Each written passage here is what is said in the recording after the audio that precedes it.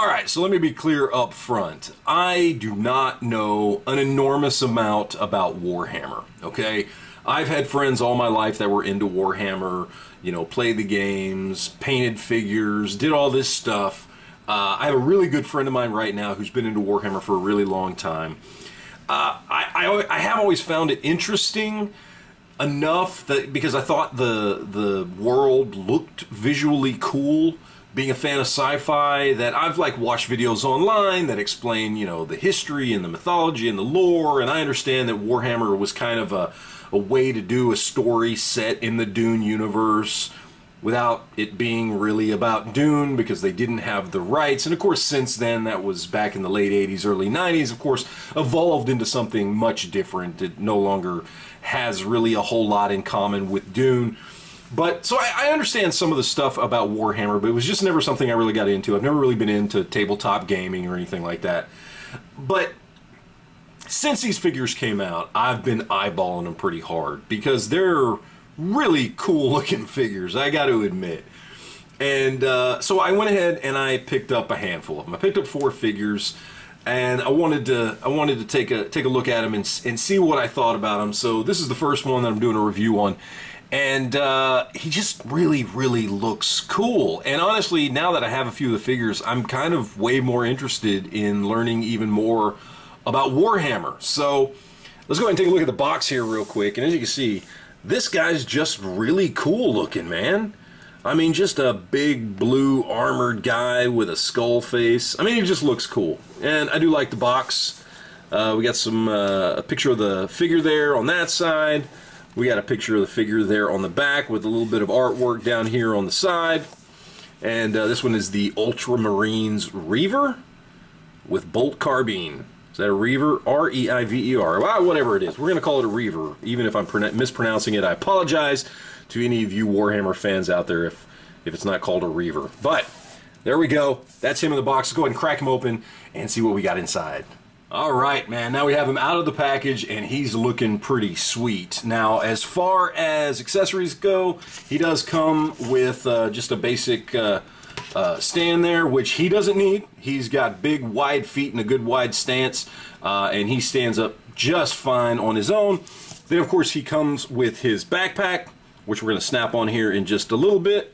And, you know, it's got some articulation there just a little bit. And then, of course, we've got his bolt carbine. So we got those as accessories, pretty cool.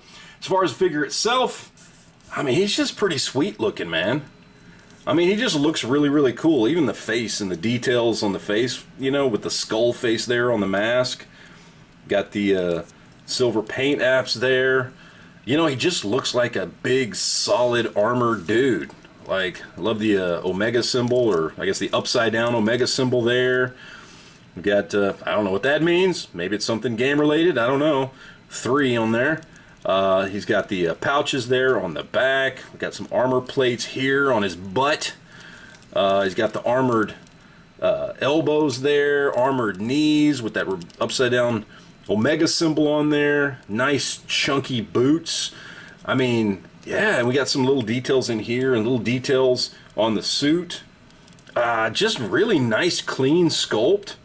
The paint apps are, you know, not amazing or anything, but like for what it is, right? Like it looks really good. Yeah, he's a big dude in big shiny armor. I mean, you know, he looks really cool. So I think the sculpt and the paint apps on this thing are just on point for what you would want for a big chunky armored dude. I like it. As far as, let's check the shoulders here. So we go up to about there. We do have some bicep swivel there.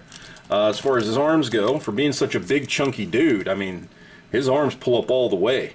So that's pretty good right there. Ab crunch, not too bad. Going back, pretty damn good right there. As far as his head goes, I don't expect too much. Yeah, we basically just have rotation there. That's it. There's nothing else there, just because between the helmet and the neck and everything, it's not going to go any further than that. Obviously, we've got swivel there at the waist. Legs come up pretty decent. The only thing that's really keeping them from going up further, these pouches here on the side.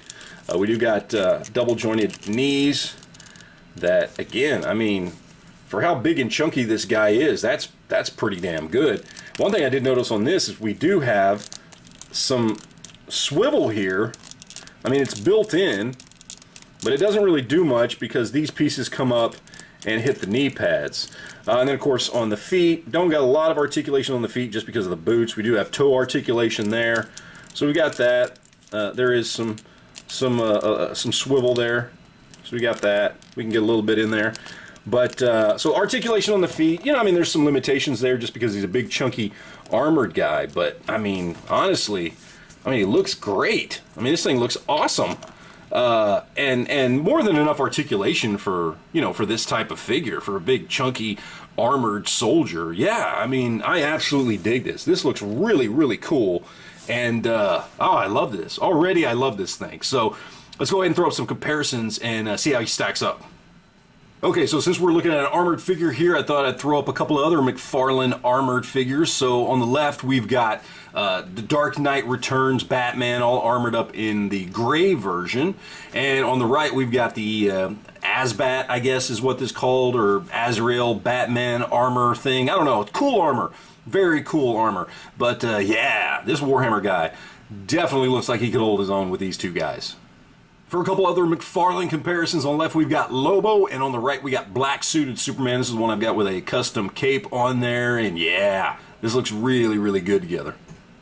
Okay, so for some 6-inch scale comparisons, we got Marvel Legends on the left, we've got Taskmaster on the right, we've got War Machine Punisher, Iron Man, and yeah, we got a whole troop of armored figures here, and I mean, almost this guy, because of his size, but being in such big, bulky armor, you could almost imagine somebody the size of, like, Taskmaster over here being in that big, bulky suit of armor. But, of course, we're dealing with 7-inch versus 6-inch scale. Either way, I still like it. Alright, and just for shiggles, I thought I'd throw up a couple of Build-A-Figures here. On the left, we've got the Crimson Dynamo, and on the right, we've got my old-school Toy Biz Juggernaut, which I love this thing, even though he looks like a huge ape. But yeah, I mean, honestly, this guy and the Crimson Dynamo look like they might be fighting in the same universe or the same battles. Juggernaut does obviously look a little bit different, but I like the look of these three together. Alright, so for some import comparisons real quick, we got a couple of SH figure arts. On the left, we've got Goku, and on the right, we've got Spider-Man from the MCU, Spider-Man Homecoming, and yeah, these guys are pretty short. But again, big dude in suit of armor, I mean, it might work, I don't know. If you want to display them together, you could make something up. Alright, so all that's left to talk about here is going to be the price, and this is one of the reasons why, despite the fact that I do have issues with Mcfarlane from time to time, that I still love their stuff, because this guy retails for 20 bucks, $19.99, and you can't beat that in today's market.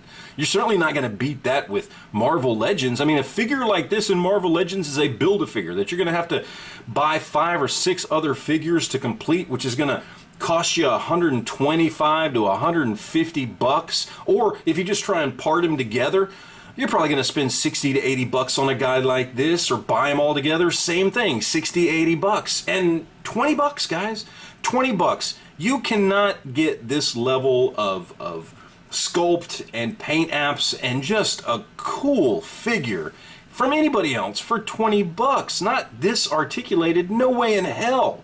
It's just not going to happen. This thing is absolutely cool. So if you love Warhammer, obviously this is a no-brainer. If you like Mcfarlane, again, this is a no-brainer. But even if you don't really care about Mcfarlane or anything like that, and you don't really care about Warhammer, you just like cool figures, for 20 bucks, hands down, you got to get this.